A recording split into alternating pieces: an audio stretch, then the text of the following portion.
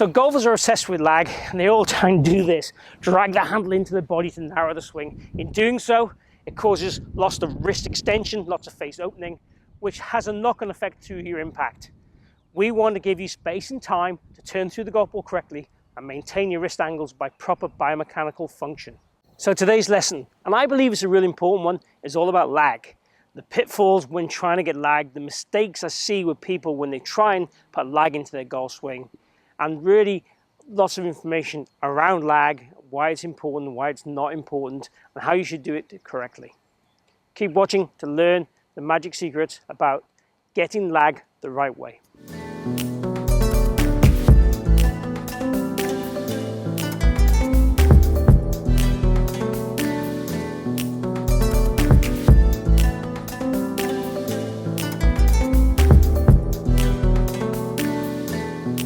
So I believe lots of golfers are obsessed with getting lag. You talk to golfers, you see questions, you see comments, and I've been doing this a long time, 24, 25 years of coaching now, that people get fixated in trying to put lag into the golf swing. They think it's the be-all and end-all to creating power and distance.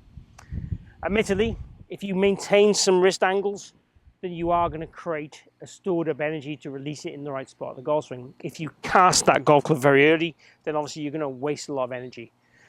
But in trying to put lag in, a lot of golfers do it the wrong way, and that's what we're going to discuss today, is how to do it the right way and the common things people do when they try and achieve lag. Now, straight off the bat, a golf swing when it's on a flatter plane will always look like it has more lag than if it's on a steeper plane, even if it's got the same amount of lag or wrist cock or wrist retention in it on the way down. We're really going to be talking about that. The degree between the shaft and the lead forearm, that is really what I class as your lag angle.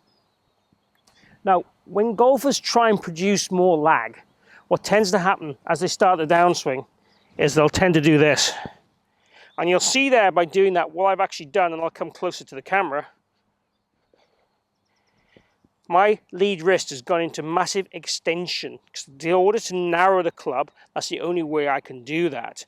And when I put my wrist into extension, what happens to the club face is it opens. And also my arms will start to want to spread and widen. So I lose structure in my arms, I create wrist extension, and I open the face. Now, it might look narrower, it might look like I've got more lag, but it's certainly not usable. Because from there to get to the golf ball, I'm going to have to widen it now. So I'm going to have to cast later in the swing, or I'm going to have to lean back or reverse back to make contact on the golf ball. And when I get that face very open in the downswing, what's going to have to happen to hit a straight shot? I'm going to have to flip the ball. So what we're doing is swapping maybe an early cast for a later cast. They're both bad. The right way of creating lag is basically loading up the wrist the right way as we come down, using our body and arms in kind of harmony and maintaining a nice solid wrist position. So the wrist should actually go into flexion as we start down, and in flexion what tends to happen is you get a little bit more what we call ulnar deviation, which is the thumb going away from us. So a little bit of casting action. And you know, in all honesty, as long as we wound the club up correctly, we want the club to kind of widen a little bit with our wrist angles on the way down. We don't want casting. It's still going to be narrower than the backswing in terms of where we are, not in terms of what our wrists are doing, because of how our centers move and so on. But we definitely want to feel that we get these wrists maintaining their position as opposed to trying to decrease their position or increase the amount of radial movement and extension in the wrist, which is the common thing I see people do.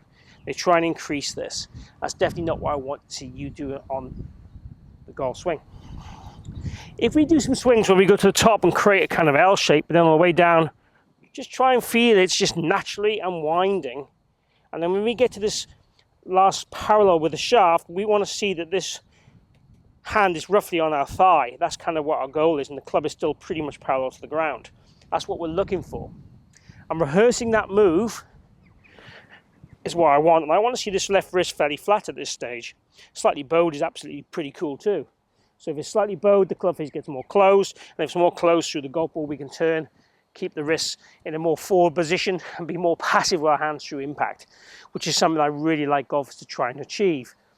It's not easy and it's not something that everyone can do, but it's definitely something we should be looking to work towards. So that for me is a secret. Doing it the wrong way is really a death move. It really causes more problems than it fixes.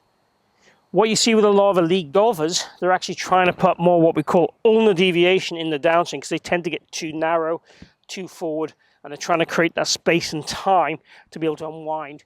And also getting that ulnar deviation, as we talked about earlier, helps get the wrist into flexion. And if you get the wrist into flexion, that in turn helps to shallow the shaft and strengthen the face. And doing those two moves is the best way to achieve your pre-delivery position. So trying to achieve lag is really the death move unless you massively cast the club from the top. Then we'd look at, okay, why are you casting it from the top? Why are you accelerating your arms so early? And why is your body so inactive? And probably you might not hold it in the right place to be able to load the wrist correctly as well. Let's go through a little hitting section for that. So take our address as we would do as any normal shot. Wind it up to the top, maintain it. I feel like we're going to achieve that on the ball now as well.